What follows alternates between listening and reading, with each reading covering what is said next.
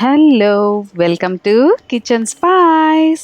చక్కటి టేస్టీ వంటల కోసం కిచెన్ స్పైస్ ఛానల్ ని సబ్స్క్రైబ్. ఇవాళ మీరు చూస్తుంది ఏంటో తెలుసా? కిలో టమాటాలు 20 రూపాయలకు వస్తే జరిగే విచిత్రం అన్నమాట.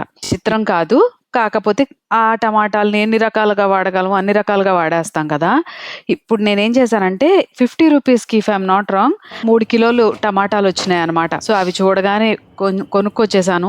ఆల్మోస్ట్ ఒక హాఫ్ కేజీ వరకు వేస్ట్ పోయింది అనుకోండి, అందులో పాడైనవి అవన్నీ.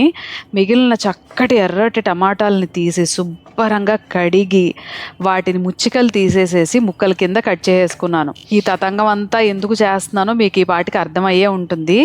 టమాటోతో నిలవ పచ్చడి చేసుకుంటున్నాను అనమాట. నిలవ పచ్చడి అన్నాను కదా అని చెప్పి అచ్చమైన ట్రెడిషనల్ నిలవ పచ్చడి వర్షన్కి వెళ్ళొద్దు. ఇది ఎట్లా అంటే టిఫిన్స్లో కానీ అన్నంలో కానీ చాలా బాగుంటుంది. ఆల్మోస్ట్ ఒక 15 రోజుల వరకు ఫ్రిడ్జ్లో పెట్టుకుంటే నెల రోజుల వరకు నిలవ ఉంటుంది అనమాట. దీనికోసం కడాయిలో ఆయిల్ వేడి చేసుకొని మీరు చూసిన ఎర్రటి టమాటోలని కట్ చేసి ముక్కల్ని అందులో వేసి మగ్గించేసాను. ఈ ప్రాసెస్ చాలా సింపుల్గా ఉంటుంది, ఈజీగా ఉంటుంది. ఈ టమాటోతో కానీ దోసకాయలతో కానీ ఇలా విరివిగా పచ్చళ్ళు చేసుకోవడం వల్ల ఏంటంటే మనకి శ్రమ చాలా తక్కువ అవుతుంది అనమాట. సో టమాటాలను మగ్గించేసేసి వేరే ఐరన్ కడాయిలో మెంతులు, జీలకర్ర శుభ్రంగా ఆవాలతో కలిపి అంతే క్వాంటిటీ 3 టేబుల్ స్పూన్స్ వేసుకున్నాను అనమాట. చక్కగా మంచి రంగు వచ్చేంత వరకు వేయించేసుకున్నాను. అది పౌడర్ చేసుకోవడం కోసం చల్లారటానికి పక్కన పెట్టేసా. టమాటోస్ చూసారు కదా, ఇవి ఫ్రెష్ టమాటోస్ కాబట్టి ఉప్పు పసుపు వేసి మగ్గించేటప్పటికి చక్కగా ఆటోమేటిక్గా మెత్తబడిపోతాయి. ఎవరైనా ముక్క చెక్కలాగా ఉంటూ అలా తినాలి అని అనుకుంటే కనుక దీంట్లోనే మ్యాషర్ ఉంటుంది కదా, దాంతో మ్యాష్ చేసేసుకొని కూడా మనం పచ్చళ్ళలో కలిపేసుకోవచ్చు. నేను కొంచెం టిఫిన్ పర్పస్ కూడా పనికొస్తుందని చెప్పి మిక్సీ పట్టాను అనమాట. సో చూసారు కదా ఎంత నీళ్ళు ఎగిరిపోయినాయో, మెత్తగా అయిపోతుంది అనమాట. ఒక 15 మినిట్స్ సిమ్లో మీడియం టు లో ఫ్లేమ్లో నేను కుక్ చేస్తే చక్కగా టమాటోలు మగ్గిపోయి మెత్తపడిపోయినాయి. అందులోనే వెల్లుల్లిపాయలు అనమాట, ఒక్క పెద్ద వెల్లుల్లిపాయని చక్కగా రెమ్మలు తీసేసి దాంట్లో యాడ్ చేసేసాను. వెల్లుల్లిపాయ పెద్దగా కుక్ అవ్వాల్సిన అవసరం లేదు. ఈ వెల్లుల్లిపాయలు యాడ్ చేసేసి నేను స్టవ్ ఆఫ్ చేసేసాను అనమాట.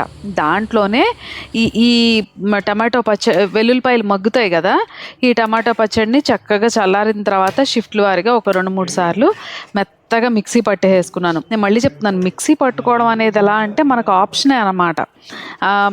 కొంచెం ముక్క చక్కగా తింటాం అనుకున్న వాళ్ళు మాత్రం యాజ్ ఇట్ ఈస్గా మ్యాషర్తో మ్యాష్ చేసుకోండి. సో తర్వాత ఇదిగోండి కడాయిలోకి తీసుకొని దాంట్లో కారంతో పాటు ఉప్పు సరి చూసుకొని అది కూడా వేసుకొని మిక్సీ పట్టి పెట్టుకున్న మసాలా పౌడర్ని కూడా యాడ్ చేసుకున్నాను.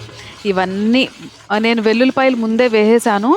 చక్కగా ఇంకా ఎడిషనల్గా కావాలనుకుంటే పోపులో కూడా వేసుకోండి. మీకు అలా తింటాం ఇష్టమైన వాళ్ళు అలా కూడా వేసుకోవచ్చు. నేను 2 రకాలుగా కూడా వేశాను. ఇది అంతా కలిపి పక్కన పెట్టుకున్నాను కదా, ఇప్పుడు పోపు రెడీ చేసుకుంటున్నాను అనమాట. కడాయిలో ఆయిల్ వేసుకొని ఆయిల్ వేడైన తర్వాత పోపు దినుసులు అన్నీ వేసేసుకున్నాను శుభ్రంగా.